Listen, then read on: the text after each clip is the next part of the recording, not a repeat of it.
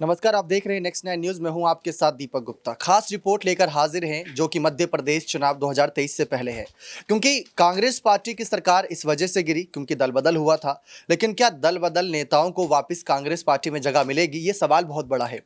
और क्यों नहीं मिल सकती, जब डेमोक्रेटिक पार्टी को तोड़कर नेता गुलाम नबी आजाद का साथ छोड़कर वापस कांग्रेस में आ सकते हैं और उनका स्वागत खुद केसी वेणुगोपाल और जयराम रमेश कर सकते हैं, तो मध्य प्रदेश के नेताओं के साथ ऐसी क्या खींचतान है कि उनको वापस नहीं लिया जाएगा। वैसे तो राहुल गांधी ने भी कहा था जो बिके वह उन पर भरोसा नहीं, कमलनाथ ने भी कहा सिंधिया कोई बड़ी तोप नहीं, तो ये सारे समय समय पर बयान दिए गए।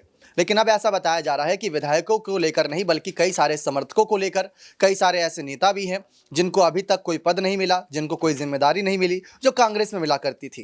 क्योंकि कांग्रेस पार्टी को लेकर ये आरोप लगाए गए थे कि 15 महीने तक इस सरकार ने सिर्फ और सिर्फ भ्रष्टाचार किया। अगर भ्रष्टाचार हुआ तो उससे किसकी जेब भरी? नेताओं की जेब भरी, समर्थकों की जेब भरी।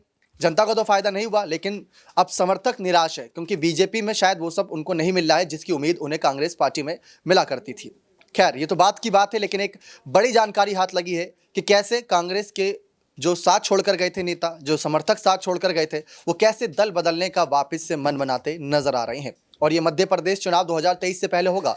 अगर कमलनाथ इसमें पूरी तरीके से सक्सेस पा लेते हैं तो मान सकते हैं कि चुनाव में भी उनको एक बड़ी जीत मिल सकती है। क्योंकि बड़े बड़े विधायक जो होते हैं उनकी जनसभाएं होती हैं, उन जनसभाओं को आयोजित कौन करता है? ऐसे बड़े समर्थक ही तो करते हैं। तो आप देखिए हमारी ये खास रिपोर्ट जिसके माध्यम से आपको ज़्यादा जानकारी मिलेगी कि विधायकों की संख्या, समर्थकों की संख्या क्यों असर डालती है किसी भी चुनाव में हार जीत के आंकड़े को लेकर। तो देखिए आप हमारी ये रिपोर्ट। मध्य प्रदेश में मिशन 2023 को कामयाबी के साथ पूरा करने के लिए कांग्रेस अब दल बदलों के भरोसे है। कांग्रेस को अब लगने लगा है कि 2018 से बेहतर नतीजे चाहिए तो उसे दल बदलों को भी साथ लेकर चलना ही होगा, ऐसा सूत्रों के अनुसार कहा जा रहा है। लिहाजा अब ऐसे कार्यकर्ताओं के लिए कांग्रेस नई मुहिम शुरू करने की तैयारी में है। लेकिन कांग्रेस ये भूल रही है कि उसकी इस मुहिम से बीजेपी को भी बहुत फायदा हो सकता है। वो कहावत है जो आपने सुनी ही होगी, सुबह का भूला अगर शाम को घर लौटाए तो भूला नहीं कहलाता। कांग्रेस भी अब इस पर कहावत पर यकीन करती नजर आ रही है या यकीन करने पर मजबूर हो चुकी है, जो अब अपने भूले बिसरे दोनों तरह के नेताओं को दोबारा गले लगाने की तैयारी कर रही है। वैसे भी जिन नेताओं को भूले कांग्रेस एक बार प्रदेश में जीत का स्वाद चख चुकी है, उन नेताओं को वापस गले लगाने में वो पीछे भी नहीं रहना चाहती, बल्कि ऐसे नेताओं की वापसी के लिए कांग्रेस फुल प्रूफ प्लान भी तैयार कर चुकी होगी ताकि इस काम में कोई और बाधा न आए। ज्योतिरादित्य सिंधिया ने जब कांग्रेस छोड़ी, बीजेपी का दामन थामा, तब कई कांग्रेस नेता भी उनके साथ भाजपाई हो गए। बड़े बड़े नेता या विधायक तो दल बदलते नजर आए, लेकिन उन कार्यकर्ताओं की कोई गिनती नहीं हो सकी जो सिंधिया के साथ या विधायकों के साथ बीजेपी में शामिल हो गए। उन कार्यकर्ताओं की कोई पहचान नहीं है। ये बात अलग है कि कांग्रेस उन्हें बखूबी जानती है, क्योंकि 2018 में पार्टी को सत्ता में वापस लाने के लिए ऐसे ही कार्यकर्ताओं और नेताओं की मेहनत थी। असल में कांग्रेस अब अगर शरीर है तो यही कार्यकर्ता उन दगों की तरह थे जिनके जरिए कांग्रेस के खून में उबाल आया था। बड़े चेहरे के दल बदल से सरकार गिर गई, लेकिन सत्ता में वापसी के लिए उन बड़े चेहरों से ज़्यादा छोटे चेहरों की जरूरत है जो चुनावी मैदान में भागदौड़ कर कांग्रेस की नींव मजबूत कर सके।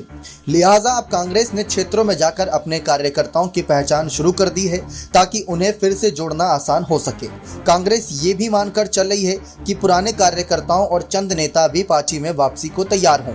अगर ये कार्यकर्ता वाकई कांग्रेस के प्रति वापस आने की निष्ठा जाहिर करते हैं तो कांग्रेस का काम बहुत ज़्यादा आसान हो जाएगा, क्योंकि बीजेपी तो कमज़ोर होगी ही होगी, कांग्रेस को मजबूती मिलेगी 2018 से ज़्यादा भी। आपको बताते चलें, कांग्रेस को अपने पुराने कार्यकर्ताओं की याद तब आई है जब वो बीजेपी की तर्ज पर बीजेपी को शिकस्त देने की तैयारी में है।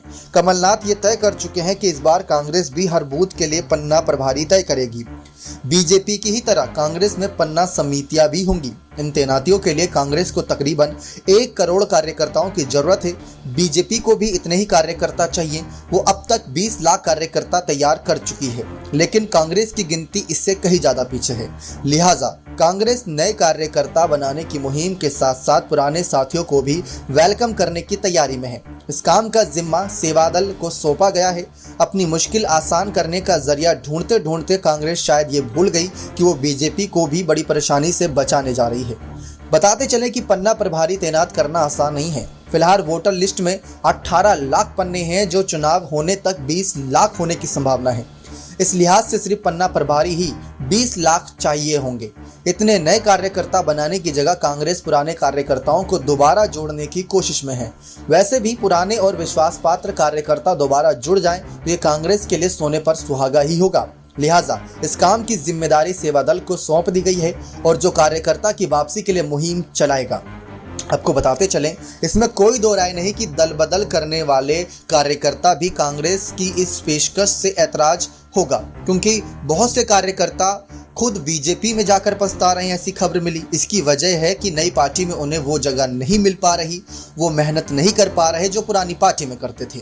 इसके साथ ही क्षेत्र में भी कांग्रेस कार्यकर्ताओं की मुहर उन पर लगी हुई है, जिसे मिटा पाना इतना आसान नहीं है। तो कांग्रेस में वापसी से ऐसे कार्यकर्ताओं को चुनावी मैदान में काम करने में ज़्यादा आसानी हो सकती है।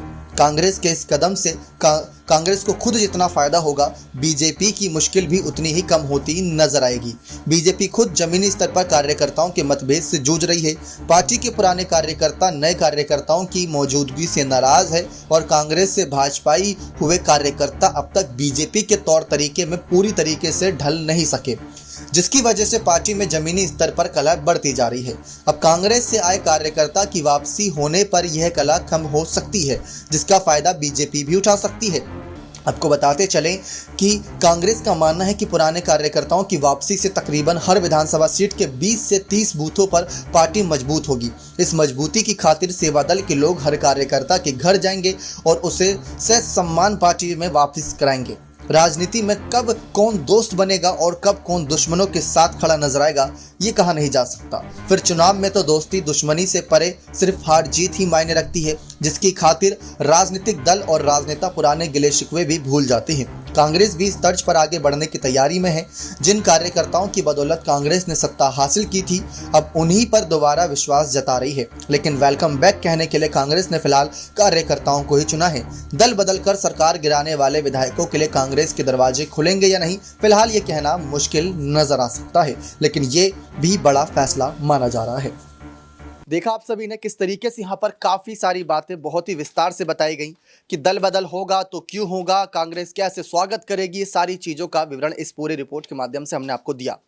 तो आपकी भी अब क्या सोच है? क्या आप मानते हैं कि दल बदल करवाने में सक्सेस हो पाएंगे यहाँ पर नेता? क्या वापस से एक बड़ा खेला मध्य प्रदेश चुनाव से पहले होगा? मध्य प्रदेश चुनाव के 15 महीने बाद खेला करा था सिंधिया ने, लेकिन क्या सिंधिया से अलग जाकर ये सारे समर्थक खेला कर देंगे कमलनाथ के समर्थन में? ये देखना बेहद ही दिलचस्प होने वाला है।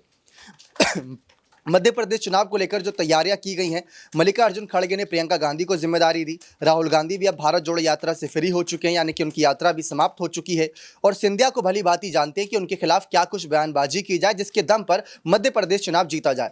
अब राहुल गांधी खुद ही स्टेटमेंट देकर आए थे कि मैं आपको लिख कर देता हूं कि इस बार हम क्लीन स्वीप करेंगे, यानी कि हमारी सरकार बिना किसी के समर्थन के बहुमत के दम से सरकार बनाती नजर आएगी मध्य प्रदेश में। पिछली बार 2 सीटों से मात खा गए थे, एक निर्दलीय और एक सपा से उन्हें मदद मांगनी पड़ी थी। और सपा उसका आज भी गुणगान करती है कि जब कांग्रेस को जरूरत पड़ी थी तो हमारे पास दौड़े दौड़े चले आए थे। तो राहुल गांधी यही सब खत्म करना चाहते हैं और इस बार बहुमत से सरकार बनाना चाहते हैं। तो बहुमत से सरकार बनानी है, बड़े नेता आएंगे, स्टार प्रचारक के तौर पर अपनी भूमिका निभाएंगे, लेकिन घर घर चौराहे जाकर जो दरवाजा खटखटाकर वोट मांगते हैं वो समर्थक होते हैं और बड़े नेता होते हैं। तो उन नेताओं को वापस घर बुलाना सबसे पहली प्रायोरिटी कांग्रेस पार्टी की होनी चाहिए। जैसे गुलाम नबी आज़ाद को कमजोर किया, वैसे ही यहाँ पर सिंधिया गैंग को भी कमजोर करना यहाँ पर कमलनाथ को करना चाहिए, क्योंकि ये अगर हो जाता है तो कमलनाथ पूरी तरीके से मुख्यमंत्री बनने लायक हो जाएंगे। अभी तक तो वैसे दावेदार नजर आ रहे हैं प्रबल तौर पर, लेकिन अगर ऐसा होता है तो मध्य प्रदेश में कांग्रेस की जीत और आसान होती नजर आएगी। आपको क्या लगता है कि इस बार मध्य प्रदेश चुनाव में बीजेपी बहुमत हासिल करेगी या कांग्रेस? हम बात बहुमत की कर रहे हैं, किसी गठबंधन की। अपनी राय कमेंट सेक्शन में जोड़ दीजिएगा। बहुत बहुत धन्यवाद।